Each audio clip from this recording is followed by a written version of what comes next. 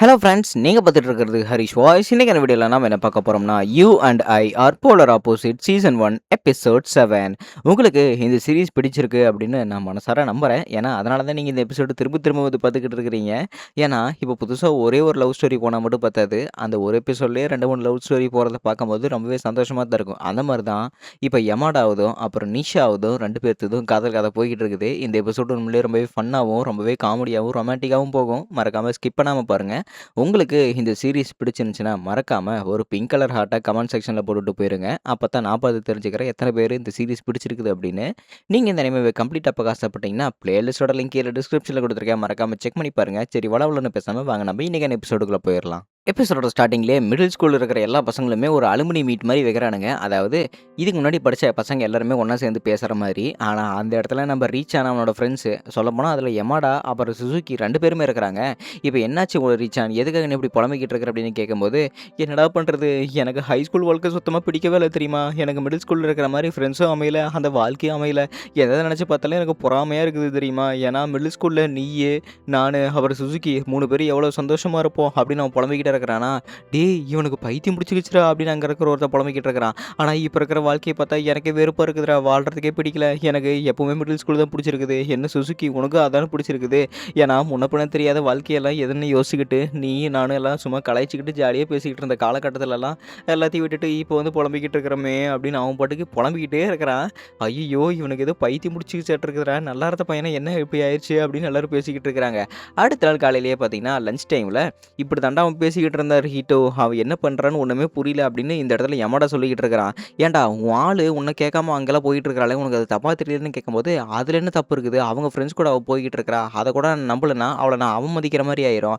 அதனால் நான் அவளை அங்கே போகிறது தான் நல்லதுன்னு எனக்கு தோணுது அப்படின்னு அவனை சொல்கிறானா. கிழிஞ்சுது போ, என்னடா இந்த அளவுக்கு ஃப்ரீடம் கொடுத்துக்கிட்டு இருக்கிற அப்படின்னு டயராக யோசிச்சுக்கிட்டு இருக்கிறான். அண்ட் இவனுமே இப்படி சாப்பிட்டுக்கிட்டே இருக்கும்போது அங்கே இருக்கிற பெண்கள் எல்லாரும் பார்த்துக்கிட்டே இருக்கிறாங்களா. ஆனாலுமே இவன் யாரையோ தேடிக்கிட்டு இருக்கிற மாதிரி இருக்குது. யாரா கண்ணா தேடிக்கிட்டு இருக்கிறேன்னு கேட்கும்போது, யாரையும் தெரியலையே, நம்ம சோஷியல் டீச்சரு திங்கிறதுக்கு இங்கே வராரு இல்லைன்னு தேடிக்கிட்டு இருக்கிறேன், அதனால தான் நானும் இங்கேயும் பார்த்துக்கிட்டு இருக்கிறேன் அப்படின்னு அவனும் சமாளிச்சுக்கிட்டு இருக்கிறான். ஏன்னா அவன் அந்த இடத்துல இன்னொருத்தையும் தேடிக்கிட்டு இருக்கிறான். யார் அது, நம்ம நிஷாவை தான். ஸோ ஆக்சுவலி இப்போ ஒரு சம்பவம் நடந்திருக்கும்ல, ஸ்கூலில் போன எபிசோடில் நடந்திருக்கும். இப்போ இங்கே என்ன நடந்திருக்கு அப்படின்னு எக்ஸ்ப்ளனேஷன் கடத்து காட்டிக்கிட்டு இருக்கிறாங்க. ஏன்னா ஃபோட்டோ நல்லா இருக்குது, இது யார் எடுத்ததுன்னு கேட்ட உடனே 2 பேரும் பேசிக்கிட்டு இருந்திருப்பாங்க. ஆக்சுவலி நான் அவங்ககிட்ட சில விஷயங்களை சொல்ல வரணும் அப்படின்னு சொல்லிட்டு 2 பேருமே பேசிக்கிட்டு இருக்கிறாங்க. இப்படி 2 பேரும் பேசிக்கிட்டே இருக்கும்போது டைரா சொன்னதை நம்ம யமடாவுக்கு ஞாபகம் வருது. ஏன்னா ஒருத்தவங்க முன்ன பின்ன தெரியாதவங்க கிட்ட வழுக்க டைமும் போய் பேசக்கூடாது, அவங்கள நம்ம ஃபோர்ஸ் பண்ணுற மாதிரி ஆயிரும் அப்படின்னு டைரா சொன்னது ஞாபகம் வருது. அதை மனசில் வச்சுக்கிட்டு என்னை மன்னிச்சிரு, நானும் உங்கள்கிட்ட வழுக்க டைமாக நம்பர் வாங்கிட்டேன், வழுக்க டைம் உங்கள்கிட்ட பேசிக்கிட்டு இருந்தேன், என்னால் மன்னிச்சிரு அப்படின்னு அவனும் சொல்லும்போது, ஆக்சுவலி நான் தான் உங்கள்கிட்ட மன்னிப்பு கேட்கணும். எனக்கு முன்ன பின்ன ஒருத்தங்கிட்ட பேசி பழக்கமே கிடையாது. ஒருத்தங்கிட்ட நான் மெசேஜ் பண்ணுறேன்னா அந்த மெசேஜ்னால வர விளைவுகளை எல்லாத்தையுமே நான் யோசிச்சு பார்த்துட்டு அதுக்கப்புறம் தான் நான் டெக்ஸ்ட்டே பண்ணுவேன். இந்த மாதிரி ஒரு பழக்கம் எனக்கு இருக்கிறனால தான் எனக்கு டெக்ஸ்ட் பண்ண பிடிக்கல. பட் அதுக்கு மட்டும் இல்லை, எனக்கு உன்னை பிடிக்காதுன்னு இல்லை, பிடிச்சதுனால தான் நானும் உனக்கு மெசேஜ் பண்ணிக்கிட்டு இருக்கிறேன். பட் இது பிடிக்கணும், இது அந்த மாதிரியும் கிடையாது அப்படின்னு அவள் பாட்டுக்கு உளறிக்கிட்டே இருக்கிறா. அடடா, இதுதான் விஷயமா, நான் என்னமோ தப்பு தப்பாக நினச்சிக்கிட்டு இருந்தேன். கவலைப்படாத, நீ இருக்கிறதா முக்கியம். ஏன்னா இப்போ சிரிப்பு காட்டுற மாதிரி யார் இருக்கிறாங்க பாரு, சிரிப்பு காட்டுற மாதிரி மற்றவங்களுக்கு சிரிக்கிற மாதிரி இருந்தால் கண்டிப்பாக எல்லாருக்கும் பிடிக்கும் தானே அப்படின்னு அவனும் ஜாலியாக சிரிச்சுக்கிட்டு இருக்கிறான். அவளும் சிரிச்சுக்கிட்டு இருக்கிறா. அண்ட் ஹீட்டாக கூப்பிட்டானே அவனும் இங்கேருந்து கிளம்புறான். சரி, ஸ்கூலில் நீ நானும் ஒன்றா பேசிக்கலாம்ல அப்படின்னு கேட்கும்போது, கண்டிப்பாக ஏன் இதில் என்ன இருக்குது அப்படின்னு அவனும் கேட்க கேட்க இவ்வளோ ஓகேன்னு சொல்கிறான். இது எல்லாத்தையுமே கேட்டுக்கிட்டு இருக்கும்போதே நம்ம டைராவுக்கு வயிறு எரியுது.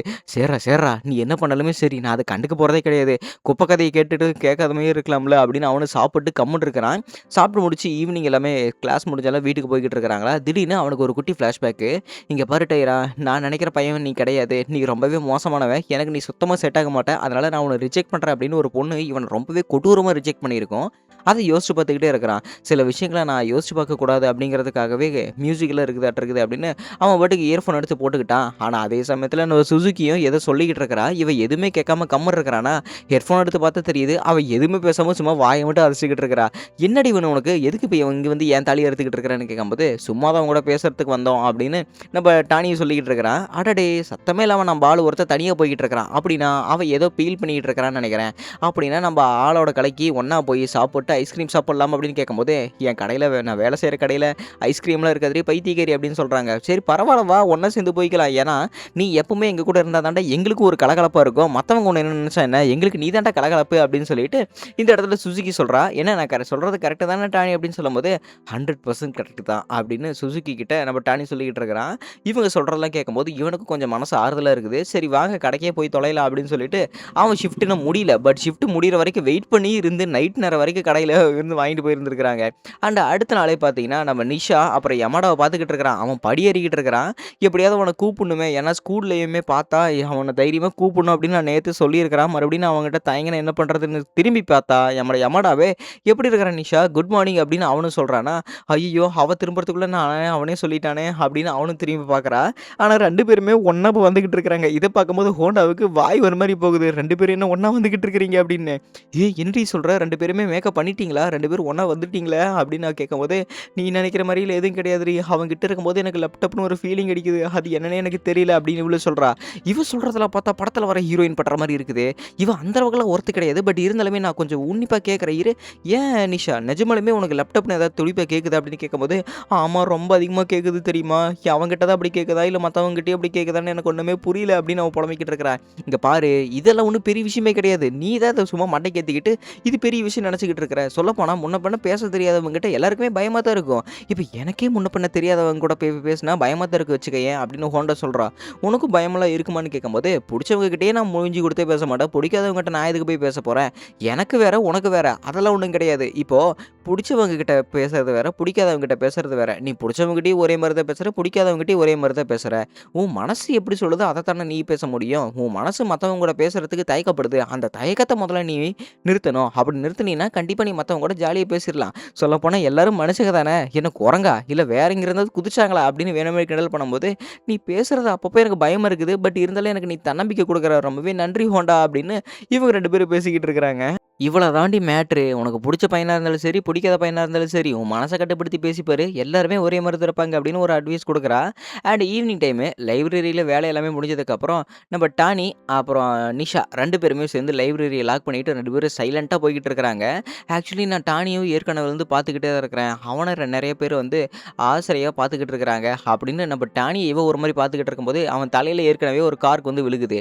யாரா அப்படின்னு பார்த்தது தெரியுது நம்ம சுசுகி யமாடா எல்லாருமே ஒன்றா சேர்ந்து விளாண்டுக்கிட்டு இருக்கிறாங்க.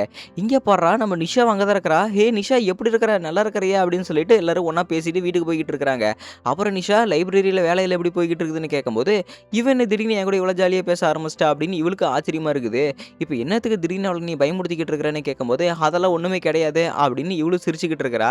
ஸோ இவங்கள பேசுகிறத பார்த்துட்டு நம்ம நிஷா உண்மையிலே சிரிக்கவும் ஆரம்பிச்சிட்டா.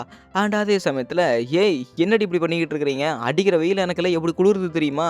அது மட்டும் இல்லாமல் நம்ம இவ்வளோ நேரம் விளாண்டுக்கிட்டு இருந்ததுனால வெயிலெல்லாம் என் மேலே வந்து வேர்த்து ஊற்றுது. ஏதாவது ஒரு பாடி ஸ்ப்ரே கூட இருந்தால் பரவாயில்ல அப்படின்னு சொல்லிக்கிட்டு இருக்கிறான்.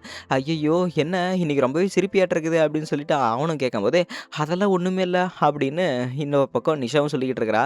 இந்த நார்துன்னு சொன்னில்ல கூல்மெண்ட் ஸ்ப்ரே இருக்குது எடுத்து அழிச்சிக்க அப்படின்னு சொல்லிட்டு இந்த இடத்துல சட்டவும் கொடுக்குறா. ஸ்ப்ரே எடுத்து அடித்து அடுத்த செகண்டே பார்த்தீங்கன்னா அவன் உடம்பு எல்லாமே சும்மா குப்புன்னு ஜில்லுன்னு இருக்குது. பாத்தியா நான் சொன்ன மாதிரி நீ சிரிச்சா அழகா இருக்கிற, எப்பவுமே சிரிச்சபடியே இரு நிஷா அப்படின்னு அவனும் சொல்கிறானா. சொன்ன உடனே இவளுக்கு இன்னும் இதய துடிப்பு அதிகமாகிட்டே இருக்குது. காலங்காத்தால அடுத்த நாள் காலையில் இப்போ நம்ம நிஷா அவ பாட்டுக்கு கிளாஸுக்கு போய்கிட்டு இருக்கிறா. நம்ம டானியை முதல்ல பார்த்துட்டா. ஹே டானி ஐயோ குட் மார்னிங் டானி அப்படின்னு அவளும் பதறிக்கிட்டே சொல்லிட்டா. ஆனால் அதே சமயத்தில் பின்னாடி சுசுகியே வரா. ஆனால் சுசுகிக்கு பின்னாடி இன்னொரு பையன் வரா. அது யமாடா பார்த்த உடனே அவள் தெரிச்சு ஓடிட்டா. என்னடா கண்ணாட்டானி உன்னை பார்த்துட்டு அவள் இப்படி பயந்து ஓடிக்கிட்டு இருக்கிறா, அவகிட்ட அப்படி ஓடுற அளவுக்கு என்ன பேசுன்னு கேட்கும்போது, நான் எதுவுமே சொல்லலடி, அவள் தான் என்கிட்ட குட் மார்னிங் சொன்னா, நான் குட் மார்னிங் சொன்னேன் அதனால தான் பயந்து ஓடினா அப்படின்னு அவனும் சொல்கிறான். ஓ அப்படியா அப்படின்னு அவள் சந்தேகத்தோடய பார்த்துக்கிட்டு இருக்கிறா. மறுபடியும் பிரேக் டைமில் அப்புறம் டானி நீ லைப்ரரியில் அவ கூட சேர்ந்து வேலை பார்த்துக்கிட்டு இருக்கிற, அவள் எப்பேற்பட்ட பொண்ணுன்னு உனக்கு தெரியுமான்னு கேட்கும்போது, எனக்கு அதெல்லாம் தெரியாது அப்படின்னு இவன் சாப்பிட்றதுக்கு வந்துட்டா லஞ்ச் டைமில். ஏய் டைரா நான் உன்கிட்ட ஒன்று கேட்கட்டா அப்படின்னு கேட்கும்போது, சரி என்கிட்ட அட்வைஸ் கேட்குறியா ஆச்சரியமாக இருக்குது, சரி கேளு என்ன விஷயம் அப்படின்னு கேட்கும்போது, என்கிட்ட சுசுகி தேவையில்லாத சில விஷயங்கள்லாம் கேள்வி கேட்டுக்கிட்டு இருக்கிறா. அதாவது நிஷா எப்பேற்பட்ட பொண்ணு, அவளுக்கு உன் மேலே இன்ட்ரெஸ்ட் இருக்குதா அப்படின்லாம் கேட்டுக்கிட்டு இருக்கிறாடா. எனக்கு ஒரு மாதிரி எப்படின்னு ஃபீலிங்கே புரியல அப்படின்னு இன்னொரு பக்கம் டானி சொல்லிக்கிட்டு இருக்கிறான். இதுல என்னடா ஃபீலிங் இருக்க வேண்டியது? அவன் மத்தவங்க மேல அந்த அளவுக்கு எதுவும் இன்ட்ரெஸ்ட் காட்டாத பொண்ணு. அவ இந்த மாரி ஒரு இன்ட்ரெஸ்ட் காட்டுறா அப்படிங்கிறது எனக்கே கொஞ்சம் ஆச்சரியமா தான் இருக்குது. பட் சில விஷயங்கள நீ யோசிச்சு பார்க்க வேணும். ஒரு பொண்ணு இன்னொரு பொண்ணு மேல இன்ட்ரெஸ்ட் வச்சிருக்கிற மாரி உன்கிட்ட கேட்கறான்னா, கண்டிப்பா அவ உன் மேல பொறாமப்படுறான்னு தான்டா அர்த்தம். நீ அவ கூட அஃபெக்ஷன் வச்சிருக்கிறீ அப்படின்னு அவ சந்தேகப்பட்டுக்கிட்டு இருக்கிறா உன் மேல. அதனால தான் அப்படி ஏதோ கேள்வி கேட்கறாளோ என்னமோ அப்படின்னு இந்த இடத்துல டயர் ஐடியா குடுத்துக்கிட்டு இருக்கிறான். ஆனா, அவ ஏன் அப்படி என்ன நினைக்க போறா அப்படின்னு பேசிக்கிட்டே இருக்கும்போது, "என்னடா 2 பேரும் இங்க குசு குசுன்னு பேசிக்கிட்டு இருக்கிறீங்க" அப்படின்னு சும்மா கதவ தொறந்து இவங்க 2 பேத்தையும் பயமுறுத்தி விட்டா. அண்ட் இது எப்படியாவது அவங்ககிட்ட கேட்கணுமே அப்படின்னு ஃப்ரீ டைம்ல சுசுகி கூட அவன் நின்னு பேசுறதுக்கு கொஞ்சம் டைம் கிடைக்குது. சுசுகி நான் உன்கிட்ட கொஞ்சம் பேசியாகணும் அப்படின்னு நம்ம டானி சொல்லும்போது, "என்ன விஷயம்? நீ இப்ப லைப்ரரிக்கு போக தானே போற, போய் பேசிக்கோ" அப்படின்னு அவளும் கோவமா சொல்றாளா. இன்னொரு பக்கம் நம்ம வத்தனாபி வந்து, "இங்க பாத்தியா நான் ஏகப்பட்ட பொம்மை வாங்கிட்டு வந்திருக்கிறேன். நம்ம எல்லாரும் ஒண்ணா சேர்ந்து விளையாடலாம் வா" அப்படின்னு கூப்பிடுறாங்க. ஆனா இன்னொரு பக்கம் இவனுக்கு என்ன பேசுறதுன்னே தெரியாம ரொம்பவே சைலன்ட்டா இருக்கிறான். சரி 2 பேருமே லைப்ரரிக்கு வந்துட்டாங்க. ஒரு பக்கம் நிஷாவுக்கு என்ன கவல? பேச தெரிஞ்சும் பேச முடியலையே அப்படின்னு கவல. காரணம் இவளோட கூச்ச சுபாவம். இன்னொரு பக்கம் நம்ம டானிக்கு என்ன கவல? இவன் ஆளு இவன் மேலேயே சந்தேகப்படுறான் அப்படின்னு ஒரு கவல. இப்போ இந்த விஷயத்தெல்லாம் என்ன பண்றது? அதாவது நம்ம ஏற்கனவே சுசுகி சொல்லியிருப்பா. உன் மனசுல ஏதாவது ஒரு கஷ்டம் இருந்தா, அத வெளிய சொல்ல முடியாத அளவுக்கு ஒரு துக்கம் இருந்தா, கண்டிப்பா என்கிட்ட சொல்லு. அது என்ன கஷ்டம் இருந்தாலும் சரி, நான் அத ஏத்துக்கிறேன் அப்படின்னு சொல்லியிருப்பா. அதனால மனசு விட்டு பேசலாமே அப்படின்னு இவனும் முடிவு எடுத்துட்டு வந்திருப்பான். இன்னொரு பக்கம் நம்ம நிஷாவுமே, சரி நான் என்ன ஆனாலுமே சரி, பயந்தாலுமே சரி, நான் இன்னைக்கு கண்டிப்பா அவன்கிட்ட போய் பேச தான் போறேன் அப்படின்னு 2 பேருமே பக்காவான முடிவு எடுத்துட்டு, இங்க 2 பேருமே முடிவு எடுத்துட்டு வெளிய வந்துகிட்டு இருக்கிறாங்க. ஸோ அப்படி முடிவு எடுத்துட்டு வெளிய வந்துகிட்டு இருக்க அடுத்த செகண்டே, வாசல்லயே எல்லாரும் விளையாண்டுகிட்டு இருக்கிறாங்க. நம்ம வத்தனபி வாங்கி வச்ச பொம்மை எல்லாத்தையுமே. முன்னாடியே யமடாவும் இருக்கிறான். அவன பார்த்தோனே டப்புன்னு நெஞ்சு புடிச்சுக்கிட்டா ஹார்ட் பேஷண்ட் மாரி நம்ம நிஷா. இவனுக்கு என்ன பண்றதுன்னே தெரியல. ஐய்யய்யோ! நான் பயப்படக்கூடாது, பயப்படக்கூடாது. நான் இப்ப அவன்கிட்ட பேசியாகணும் அப்படின்னு இவ பயந்துகிட்டு இருக்கிறாளா? இன்னொரு பக்கம் கரெக்ட்டா நம்ம சுசுகியும், "என்ன இவன் கூட வந்திருக்கிற? ஹேய்! இந்தா நிஷா, இந்தா இந்த பலூன் வச்சு விளையாடு. இந்த பபுள்ஸ் விடுற ஆங்கிள்ஸ் எல்லாம் இருக்குது பாரு. இத வச்சு நீ பபுள்ஸ் விட்டு விளையாண்டுகிட்டு இரு. சொல்லப்போனா மொட்லி விடுறது நம்ப யமடா வச்சிருக்கிற அந்த கெமிக்கலு, அதுல போய் நீ மொட்டி விட்டுக்கிட்டு விளையாண்டுகிட்டு இரு" அப்படின்னு அவ குடுக்கும்போது, "ரொம்பவே நன்றி சுசுகி" அப்படின்னு இவ கடவுளே வந்து குடுத்த மாரி இவ ஃபீல் பண்ணிக்கிட்டு இருக்கிறா.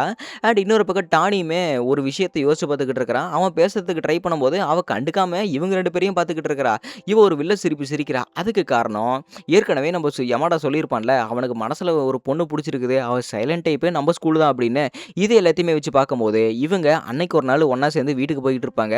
இவன் அவன் கூட பேசுறதெல்லாம் வச்சு பார்க்கும்போது, அப்புறம் அடுத்த நாளே நம்ம யமாடா பார்த்துட்டு, நிஷா அங்கிருந்து தெரிச்சு ஓடும்போது, அவ கன்ஃபார்மே பண்ணிட்டா. இது கண்டிப்பா நம்ம நிஷாவா தான் இருக்கும். யமாடா ஆசைப்படுற பொண்ணு அப்படின்னு. அது எல்லாத்தையும் கன்ஃபார்மா மனசுக்குள்ளேயே வச்சுக்கிட்டு தான், இவ இப்பேற்பட்ட பக்காவான பிளான் போட்டிருக்கிறா. "ஏன் சுசுகி, நீ என் மேல சந்தேகப்பட்டு அந்த மாரி எந்த விஷயத்தையும் பண்ணவே இல்லையா? நீ இவங்க 2 பேத்துக்கு உதவி பண்றதுக்காக தான் இப்படி பண்ணியான்னு?" கேட்கும்போது, "ஆமாடா, நான் எதுக்கூட உன்ன அந்த மாரிலாம் சந்தேகப்பட போறேன்னு?" கேட்கும்போது, "கிழிஞ்சுது போ, நான் தான் தேவையில்லாம யோசிச்சுக்கிட்டு இருந்திருக்கிறேனா?" அப்படின்னு அவன் ஒரு பக்கம் கீழ குனிய, "ஏய் இங்க பாருங்கப்பா, நம்ம யமடா யாரையும் இம்ப்ரெஸ் பண்றதுக்காக பெருசு பெருசா முட்லி விட்டுக்கிட்டு இருக்கிறான். யாராவது அவன பாருங்களேன்" அப்படின்னு சொல்லிட்டு வத்தனபியே அவன கிண்டல் பண்ணிக்கிட்டு இருக்கிறா. இன்னொரு பக்கம் பையன் பெரிய முட்லியே விட்டுக்கிட்டு இருக்கிறான். அதோட எபிசோடு முடிக்கப்பட்டது.